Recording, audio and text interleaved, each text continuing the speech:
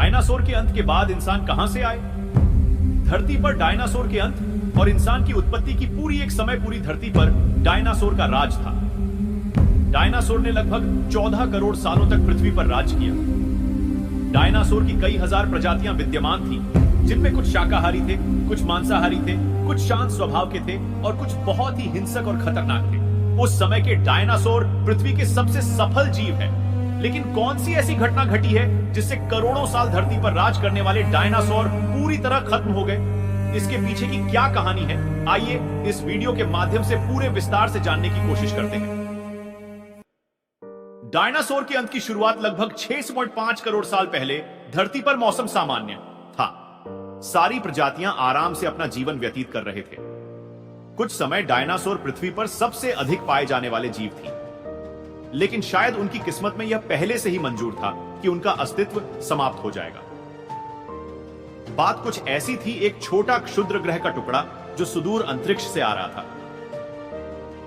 इसकी संभावना थी कि यह चंद्रमा टकराएगा, लेकिन आने के क्रम में मंगल और बृहस्पति के बीच बने एक बड़े क्षुद्र ग्रह से टकरा गया। मंगल और बृहस्पति के बीच का क्षुद्र ग्रह पृथ्वी की तरफ बढ़ने लगा, जिसका व्यास 40 किलोमीटर और वजन लगभग 2 ट्रिलियन मीटर था। क्षुद्र ग्रह के पृथ्वी से टकराने से 35,000 डिग्री सेल्सियस ऊर्जा वाला विस्फोट हुआ, जो दंस हाइड्रोजन बम के विस्फोट के समान था।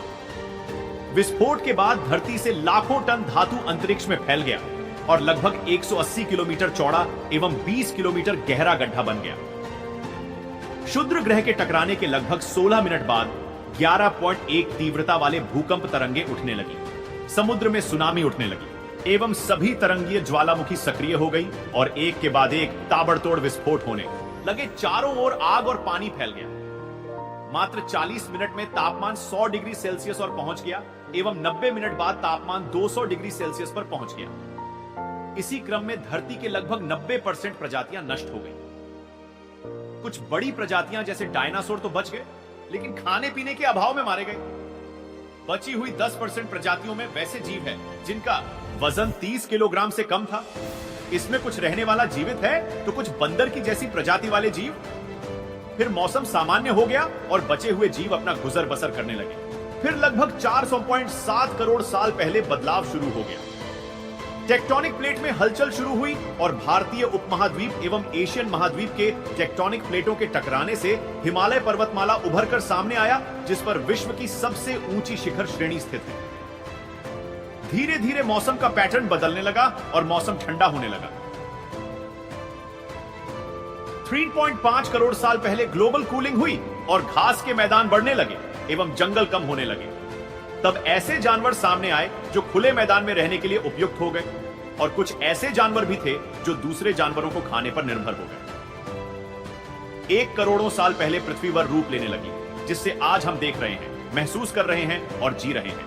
मानव जीवन की उत्पत्ति की कहानी लगभग 40 लाख साल पहले टेक्टोनिक प्लेटों में एक बार फिर हलचल हुई और अफ्रीका के पूर्वी हिस्से में नई पर्वत श्रेणियां ईस्ट अफ्रीकन रिफ्ट वैली का निर्माण हुआ। इस पर्वत श्रेणी के निर्माण के बाद मौसमी हवाई बंद हो गई और बारिश बंद हो गई।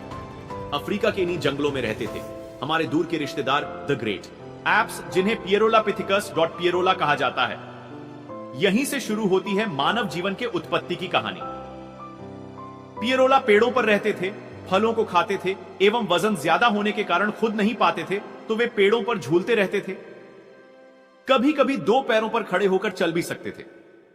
चलने की यह कला हमारे आम धारणा के उलट जमीनों पर नहीं बल्कि कहानियों पर विकसित हुई।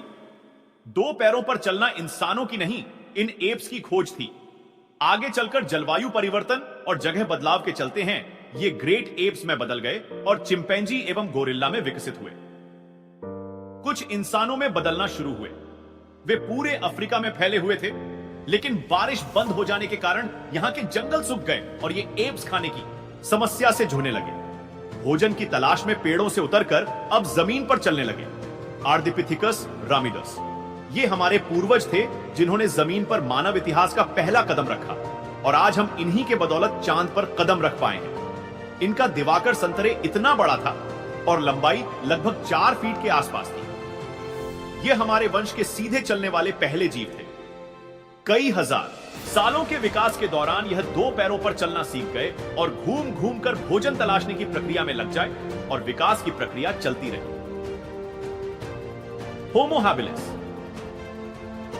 विकास के इस दौर में लगभग 23 लाख साल पहले हमारे पूर्वजों ने पत्थरों से बने हथियार का इस्तेमाल करना शुरू कर दिया।